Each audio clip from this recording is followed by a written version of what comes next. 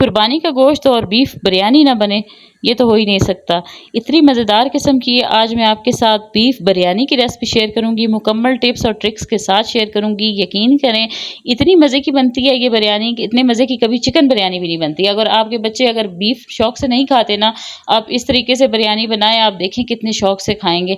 बिल्कुल ये हैदराबादी बिरयानी से भी ऊपर की बिरयानी है। और मैं इसमें कौन से मसाले डालती हूँ इंशाल्लाह वो सारे आपको साथ साथ शेयर करूंगी, आपको बताऊंगी। तो इसके लिए आपने करना है क्या है, सिर्फ चैनल को सब्सक्राइब कर देना है और वीडियो को लाइक कर देना है। तो यहाँ पे सबसे पहले मैंने निकाल के रख लिया था गोश्त को, फ्रिज में से थोड़ा सा नरम हो गया तो उसके छिछड़े वगैरह उतार के उसको मैंने साफ कर लिया। ठीक है, उसके बाद मैंने प्रेशर कुकर में हस्बे मामूल पानी को बॉयल करने के लिए रख दिया। जब हमारा पानी बॉयल हो गया उसके बाद मैंने इसमें डाल दिया है गोश्त। और गोश्त को डालने के बाद इसकी स्मेल होती है कुर्बानी के गोश्त में, एक थोड़ी सी स्मेल सी हीक सी होती है। तो एक तो हमने फ्रीज भी किया हुआ था, तो उसको ख़त्म करने के लिए मैंने इसमें चंद कतरे जो हैं वो सिरके के डाल दिए। एक मोटी इलायची, बादियान का फूल, दालचीनी और तेजपात और थोड़ा सा साबुत ज़ीरा मैंने इस पानी में डाल दिया था यखनी बनाने के लिए। और उसके बाद इसमें 1 चम्मच मैंने नमक का डाल दिया और कुकर को मैंने लगा दिया प्रेशर। तब इतना पानी आपने इसमें डालना है कि हमारा बाज़ औक़ात बच्चियाँ जो नई कुकर चलाती हैं ना, तो वो कुकर में पानी ज़्यादा डाल देती हैं। प्रेशर कुकर में पानी जो होता है ना, ये जितने इनके बीच में जो ये कील लगे होते हैं ना, उस कीलों के निशान से ना पानी थोड़ा नीचे होना चाहिए। तो अंदाज़न आप गोश्त में सिर्फ 2 गिलास पानी काफ़ी होती है, क्योंकि गोश्त खुद अपना पानी भी छोड़ता है। अच्छा, वहाँ पे मेरे यखनी निकल आई थी, गोश्त मेरा गल चुका था। फिर मैंने उसके बाद चावलों को बॉयल करने के लिए रख दिया।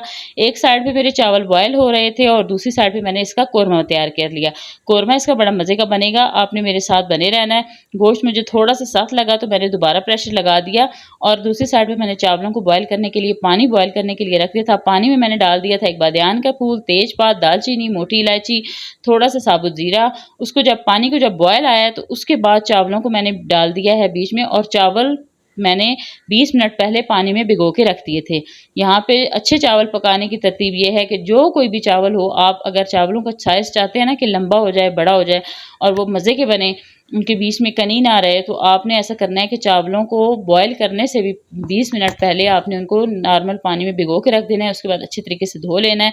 और बॉयल करने का तरीका ये है कि आपने ढक्कन ऊपर नहीं लगाना, आँच तेज़ रखनी है। तेज़ आँच पे आपने चावलों को बॉयल करना है। एक कनी रह जाए, थोड़े सख्त रह जाए, तो आपने चावल नीचे उतार के उनको स्ट्रेन कर देना है, छन्नी से छान लेना है। और छन्नी से छानने के बाद आपने उन चावलों के ऊपर ठंडा पानी ज़रूर डालना है, ताकि उनका पकाने का अमल थोड़ा सा रुक जाए।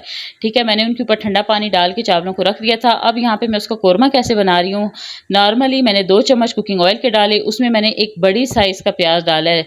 मेरे हमारे इकट्ठे प्याज आए हुए थे, बहुत बड़ी साइज़ का प्याज था। तो कोरमे में जितने प्याज ज़्यादा होंगे ना, बिरयानी में उतनी मज़े की बनेगी।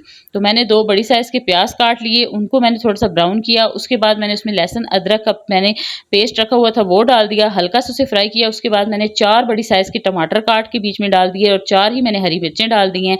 इसके बाद ये जो मैंने इसमें मसाला डाला है, ये शान बिरयानी मसाला है।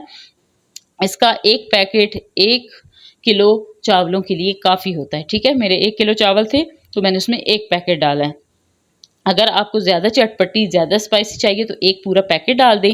साथ में 4 हरी मिर्चें भी होती हैं। लेकिन अगर आपको ज़्यादा चटपटी नहीं चाहिए तो आप हाफ़ पैकेट डाल दें। और साथ में घर के जितने मसाले हैं ना, धनिया पाउडर, हल्दी पाउडर, इसके अलावा नमक के 2 चम्मच 1 किलो में मैं डालती हूँ। बेशक बीफ बिरयानी मसाला डालूँ, उसके साथ 2 चम्मच मैंने नमक के इसमें डाल दिए थे, 1 चम्मच मैंने नमक का उसकी यखनी में डाल दिया था। ठीक है, उसके बाद टमाटर और ये सारे मसाले डाल के थोड़ा सा पानी डाल के मैंने अच्छे तरीके से उसको भून लिया। भूनने के बाद मैंने इसमें डाल दिया अभी गोश्त। अब ये गोश्त डाल के भी मैं इसमें यखनी वाला पानी डालूंगी और थोड़ी देर के लिए इसको फिर ढक के इतना भूनूंगी कि इसमें ये जो टमाटर प्याज हैं ये अच्छे तरीके से और भी नरम हो जाएं और इसकी अच्छे तरीके से भुनाई हो जाए। आप जब भी बिरयानी पकाएं तो जितना मज़ेदार आप उसका कोरमा बनाएंगी, जितनी उसके कोरमे की अच्छी भुनाई होगी, उतनी ही मज़ेदार आपकी बिरयानी बनेगी।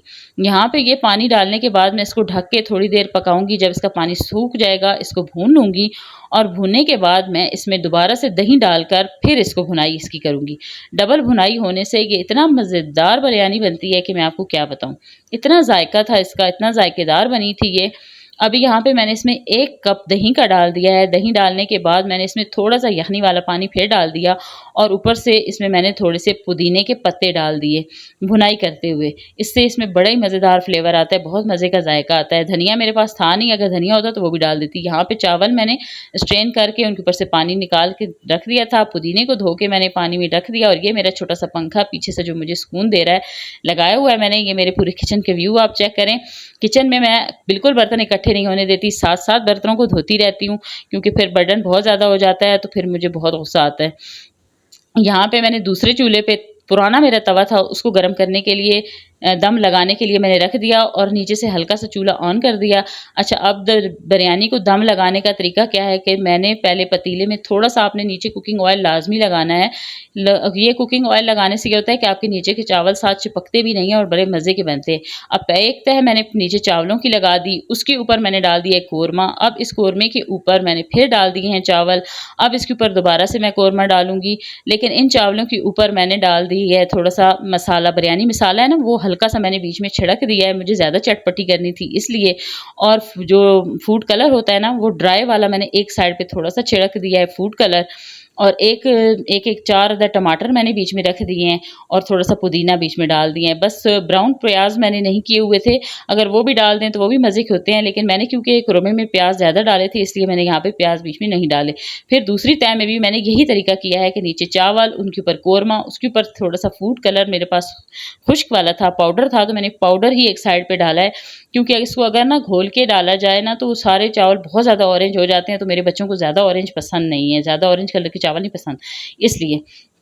अभी इसको मैंने दम लगा दिया। अब यहाँ पे दम लगाने की क्या टेक्निक है कि पहले आपने फ्लेम को रखना है हाई, जब इसके बीच में हीट बन जाए उसके बाद आपने इसको सिर्फ़ और सिर्फ 10 मिनट का दम देना है और 10 मिनट के बाद ये मैंने इसका दम खोल लिया था और आप चेक करें चावलों की लुक, जहाँ पे ये देखिए मैंने सिर्फ खुश्क कलर बीच में डाला है और वो जगह भी कितना प्यारा इसका कलर आया है। ज़्यादा ना तो ये ज़्यादा ऑरेंज हुए हैं और ना ही ये ज़्यादा वाइट रहे हैं, बिल्कुल खिले-खिले चावल बने हैं और इसमें इतना जायका था। और एक ख़ास बात बताऊँ कि कोरमा जो है वो आपने बिल्कुल ड्राई नहीं करना, कोरमा आपका थोड़ा-सा लिक्विडी हो, थोड़ा-सी उसमें ग्रेवी हो, ताकि हमारे चावल जो है ना वो बॉयल किए हुए हैं तो उनके अंदर रस भी उनके अंदर रसीले से बने हुए जज़्ब हो जाए, ठीक है? इस तरह आप एक बार बनाएँ और आप मुझे दुआएँ देंगी कि कितनी ज़बरदस्त रेसिपी आपके साथ शेयर की है। यहाँ पे अब मैं प्लेटिंग कर रही हूँ। उम्मीद है आपको वीडियो अच्छी लगी होगी। वीडियो अच्छी लगे तो ज़रूर लाइक कीजिएगा, चैनल को सब्सक्राइब कर दीजिएगा। आपके साथ मज़े-मज़े की रेसिपीज़ भी शेयर करूँगी, बातें भी शेयर करूँगी। अगर आपको मेरे चैनल में दिलचस्पी है तो सब्सक्राइब ज़रूर कीजिए। इतना तो बनता ही है। इजाज़त दीजिए। अल्लाह हाफ़िज़।